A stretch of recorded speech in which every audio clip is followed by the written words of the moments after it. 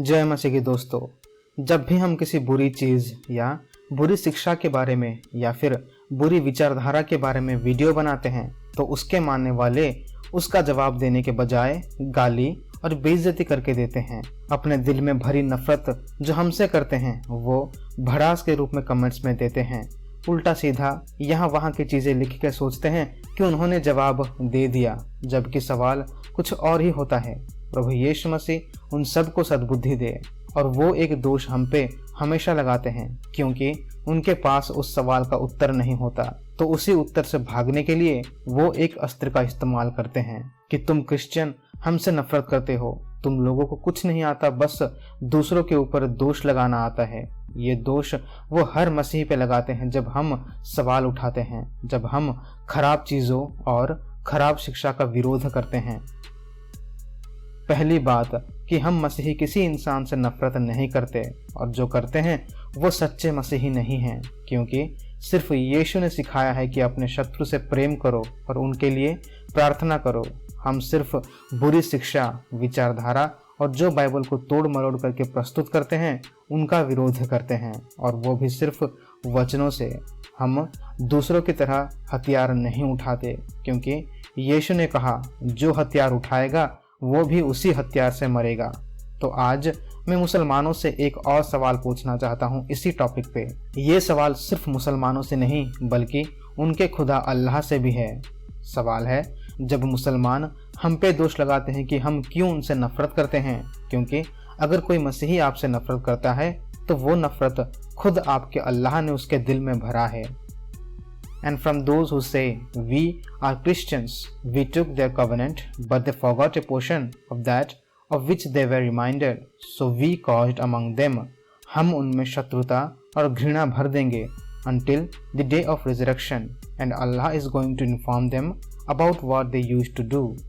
मैंने इस दो शब्द को नहीं पढ़ा क्योंकि YouTube इस वीडियो को डिलीट कर सकता है उनके नए पॉलिसी के तहत। और अगर आपको लगता है कि मैंने कुरान को गलत पढ़ा तो आप खुद स्क्रीन पे देख सकते हैं कि इस आयत की तफसीर एक है इब्न अब्बास और दूसरा अल जलालैन, और इस तफसीर को किंगडम ऑफ जॉर्डन एक मुसलमान देश मेंटेन करता है। और मैंने सिर्फ दो अलग अलग तफसीर आपको दिखाए हैं। अगर आपको और चाहिए तो आपको वो भी मिल जाएगा जो मेरे तर्क को सही कहता है। तो ये आयत कहता है कि अल्लाह ने हमारे दिल में यानी यहूदी और मसीहियों के दिल में शत्रुता, नफरत और घृणा भर दिया क्योंकि हमने अल्लाह के आखिरी संदेश कुरान को ठुकरा दिया। तो जब मुसलमान हम पे दोष लगाते हैं कि तुम्हारे दिल में इतनी नफरत क्यों भरी है, मैं चाहता हूँ कि पहले आप मुसलमान अपने खुदा अल्लाह को जाके पूछो कि उन्होंने हमारे दिल में नफरत क्यों भरा। ये कैसा खुदा है मेरे दोस्तों जो ये सिखाता है कि अगर आप मसीही हो, अगर आप यहूदी हो तो अल्लाह आपके अंदर नफरत भर देगा और उसके तहत हम लोग दूसरों से नफरत करेंगे। और सबसे बड़ी प्रॉब्लम इस आयत में ये है कि हम मसीही हैं इसीलिए हमारे दिल में नफरत भर देंगे, जबकि दोष अल्लाह का है। अल्लाह ने हमें मसीही बनाया। याद कीजिए सूरह 4 आयत 157, अल्लाह ने चमत्कार से यीशु के जगह पे बेगुनाह यहूदी की कुर्बानी क्रूस पे दे दिया, और उसी छल की वजह से आज दुनिया में करोड़ों लोग मसीही हैं, करोड़ों लोग यीशु को खुदा मानते हैं।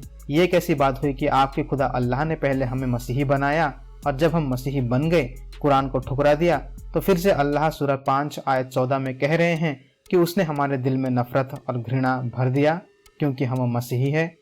ये कैसा खुदा है भाई जो नफरत फैलाता है? ये है इस्लाम के खुदा का असली चेहरा। अल्लाह किसी से प्यार नहीं करता, मोहम्मद किसी से प्यार नहीं करता, क्योंकि वो लोग सिर्फ उनसे प्रेम करते हैं जो इस्लाम को माने, जो उनके सामने झुके। बाकी के लोगों से वो तहे दिल से नफरत करते हैं।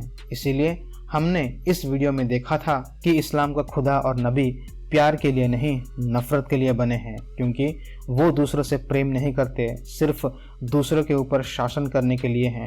तो जब भी मुसलमान आपको कहेंगे कि क्यों आप हमसे नफरत करते हो, तो आप उन्हें सूरह 5 आयत 14 दिखा के कह सकते हो कि आपके अल्लाह ने हमें नफरत करने पे मजबूर किया।